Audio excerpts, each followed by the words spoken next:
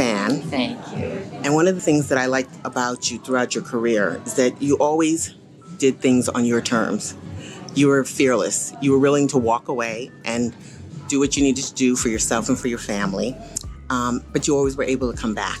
I was lucky. Yeah. What was it about this new space that intrigued you and made you want to come back? Well, because it was a challenge for me in many ways. I still am learning this new space. It's big and it's very foreign language for me. So just started the tweeting, and even getting that word right for me was a big challenge. But I know that it's out there, and I couldn't really keep my head in the sand, buried in the sand anymore. I really needed to explore it and look at it as an opportunity to reach a lot of women that maybe weren't watching traditional media of all different generations. I know my kids, they're sort of always, the computer's always on, they're always connected in that way. And the thought of potentially touching thousands of women and interacting with them, and that whole instant component, and the fact that also that it would live on that channel and create a dialogue, a very organic dialogue that would build on itself. All of that to me sounded exciting. So what did the kids say when you said you were going to start tweeting? They looked at me and said, Mom, you really don't even know how to put on a computer, which is true. I'm really bad at it, but they were shocked. Yeah. In fact, I didn't really talk about it too much in the beginning, and until it was very clear that I was going to do it, and I got a lot of double takes from the kids, but they thought it was great. Yeah. Because in their eyes, this is what particularly young people are watching and curious about, and there's so much content out there. And I'm just learning it like meeting you, and I said, well, what do you do, Deb? Well, you're a big blogger, but that's not my world. I wanted to become part of my world and meet all those women that are already influencing so many people. Well, I have to say, you just talked about your birthday. It's December. You're going to be 60. I'm very impressed that you're doing this, because a lot of people in our generation, I'm in your generation, are afraid of it. So how do you get over the fear? What would you say to someone who is thinking about getting into digital space and they're afraid? What would you say? Well, if you can surround yourself, I'm lucky because I've been surrounded by people who really know the universe and are able to ease me into it. I'd say if you're really fearful, hook up with some of those folks that can guide you, because it's an interesting space to be. The only negative for me is that there's for all the positive energy, there's a lot of negativity that seeps into the internet and into that digital space. And I think you have to be able to be a little tough skinned about it, because it can, I don't know, there are times where when I was just starting to think about this, I would look at it and go, I don't want to be part of that. That energy is bad. But there's so much that's good. You have to just push that away and look for the positive. Okay. Tell me a little bit about oversharing. What do you want women to take away from that show? I think that every single person, I'm so tired of people say, well, this is an extraordinary person and this is an ordinary person, regular person. I really believe that everybody is extraordinary, because everybody's life story is different, and we all can learn from each other. And that was the focus behind, or the reasoning behind Overshare. We wanted people to go beyond the sort of superficial, well, my name is Meredith Vieira and I've got this new station, and I worked at CBS or whatever, I have 3 kids, and really talk about some of the issues in your life, particularly if you're at the age that I am, and you can go through your 20s, 30s, 40s, but even if you're 20, we all have experiences. And by sharing them and talking about how we've come through them, the positive and the more difficult ones, I think we can inspire each other and certainly inform each other.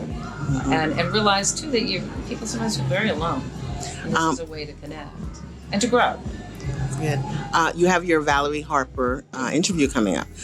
She's amazing. She's amazing. Really, her story is incredible. What did you walk away from that interview? What surprised you when you walked away from that interview?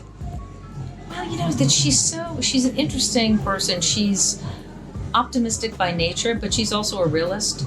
She's the first one to say, when people go, oh, now you're in remission maybe, and she's first to say, no, wait, reality check here. I know what I have is terminal.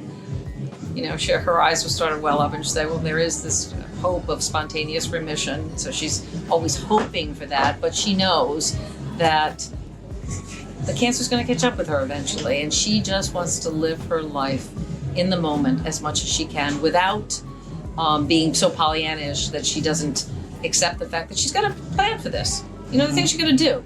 You got to, in her case, I got to pick my plot, I got to pick my casket, all of those things, and I'm with a spouse that can't handle that. Yeah. So I thought that that her honesty, although I thought she probably would be, I was still impressed given all she was going through, that she provided us with the access that we had. From the minute she told us or announced to the world that she had this recurrence of lung cancer that had metastasized into her brain, she made a decision. Okay, come on into my life. I'll show you the good days. I'll show you the bad. And she never once faltered, ever, in that. 2 more questions. Sure. You're getting ready to, a year from now, launch your show. Yeah. You've always been a part of an ensemble. Yeah. Is there any fear, hesitation about being solo? What are you thinking about as you plan to go solo with your show? You want to join me? There's always a fear if you're carrying a show on your shoulders, but I have a great sidekick that is working with me. He's an old friend, an old dear friend. And so I know he's there, and I wanted a band because I've always fantasized that when I come home after a rough day, there's a band playing in my house. That would be very nice. And the guy who's heading up the band is fantastic. So I feel that there's support, and my audience. When we were shooting the pilot, I really like feeding off other people, and they are so important to the show. So if I look at it that way, I don't feel so alone. I really don't. It is what it is. It's got my name on it, so you're either going to like it or you're not. You're going to like me or not, but hopefully people will enjoy it. We like you. Yeah, thank you. And how's Richard and the kids? They're fine. They were here tonight, and for the record, not one of them came up to me. They were so busy drinking and partying. They're doing great. They're really doing well. 2 of our boys are here. Our son Ben, who lives in China, came in for a wedding. And I remember when Ben used to review films for. Yeah, absolutely. Yeah, he was good.